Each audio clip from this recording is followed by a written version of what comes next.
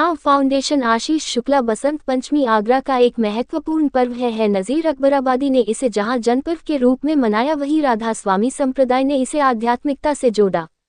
उन्होंने कहा कि बसंत को आगरा का पर्व घोषित किया जाए। शहर को इसे सार्वजनिक रूप से मनाना चाहिए। पर्यटन विभाग को स्थानीय प्रशासन के साथ मिलकर योजना बनानी चाहिए। इससे शहर और क्षेत्र की विरासत को पुनर्जीवित करने में मदद मिलेगी। उल्लेखनीय है कि बसंत पंचमी की आगरा ही नहीं, संपूर्ण ब्रिज क्षेत्र में खास महत्ता है। बसंत पंचमी के दिन से हास्य, परिहास्य, स्वांग, नृत्य, गायन और रंग आदि के जो आयोजन शुरू होते हैं, होली तक चलते हैं।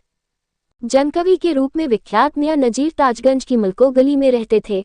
प्रकृति की हरी भरी छटा और पीली सरसों से आच्छादित सरसों के खेतों से अभिभूत होकर बसंत पंचमी का पर्व अपने अंदाज में मनाते और मुगलकालीन मोहल्लों की होली में भी उनकी अपने अंदाज में भागीदारी होती थी।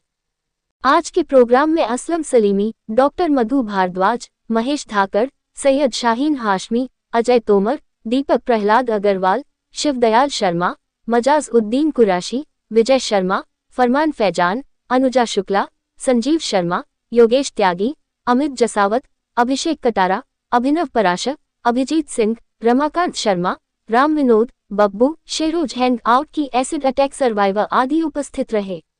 नमस्कार, मैं Anil Sharma, secretary civil society of Agra. आज हम लोगों ने बसंत के उपलक्ष्य में मियां नज़ीर अकबराबादी को याद किया। हम पिछले साल भी नज़ीर अकबराबादी के हमने प्रोग्राम किए थे और हमारी मांग है कि बसंत जो आगरा के लिए बहुत इम्पोर्टेंट है, उसको आगरा का फेस्टिवल बनाया जाए। और दूसरा, हमने मेट्रो प्रशासन से पिछले साल भी मांग की थी कि जो ताजमहल मेट्रो स्टेशन है, उसको या तो नज़ीर का नाम दिया जाए या नज़ीर की जो कविताएं हैं उनको वहाँ पे डिस्प्ले किया जाए। और हम इसके लिए प्रयास करते रहेंगे। हम उत्तर प्रदेश पर्यटन विभाग से भी लेटर लिख रहे हैं और आगे भी लिखेंगे। धन्यवाद। सबसे पहले आप सभी को बसंत की बहुत बहुत शुभकामनाएं। और निश्चित रूप से जब बसंत की बात आती है तो नज़ीर अकबराबादी याद आती है और उन्होंने भी बहुत कुछ बसंत पे कहा। आज हम लोगों ने एक कार्यक्रम किया जिसमें उनकी जो रचनाएं हैं, न सिर्फ बसंत की, नज़ीर क्योंकि बसंत के साथ उनको याद किया जाता है, उनकी बहुत सारी रचनाएं आज हम लोगों ने करीब 2.5 घंटे बैठ के यहाँ गाई और आप लोगों ने उसको सुना। और हमारा प्रयास इसमें ये है कि ये जो हमारी रिवायत है, ये जो हमारी जो ट्रेडिशन है, ये आगे भी जाता रहे। इसलिए मेरी कोशिश ये है कि जो यंगर जो जनरेशन है उसको इसके बारे में सिखाना, समझाना, जिससे कि ये परंपरा, ये जो हमारा ख़जाना है, ये आगे ये पीढ़ी लेके जाए।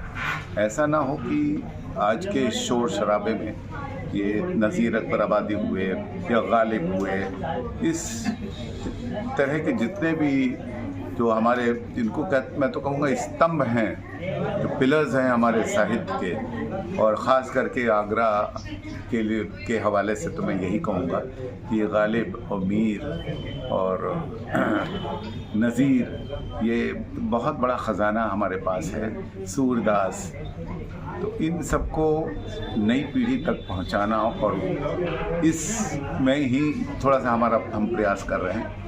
तो कॉम्पोजिशंस बनाते हैं, सिखाते हैं, बताते हैं, और बस यही हम चाहते हैं कि ये परंपरा आगे बढ़ती रहे, चलती रहे और लोग इससे जुड़ते रहें। थैंक्स। आज बसंत उत्सव मना सुधीर भाई की सशक्त प्रस्तुतियाँ हुई, हम सब बड़े आनंदित हुए, उल्लास हुआ।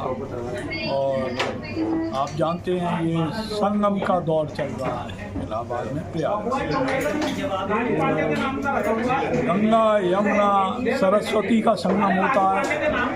सरस्वती तो बहुत पहले विलुप्त हो गई, आज उनका एहसास होता है संगम में। और यमुना के लेकर हम लोग चिंता व्यक्त करते हैं, खास करके मैं आज की तारीख में चिंता व्यक्त करता हूँ। ये एक संस्कृति की वाहक है, जो ब्रज संस्कृति आप कहते हैं, जिसको नज़ीर साहब ने और तमाम लोगों ने प्रस्तुत किया, ये मूल रूप से माँ यमुना की देवी है।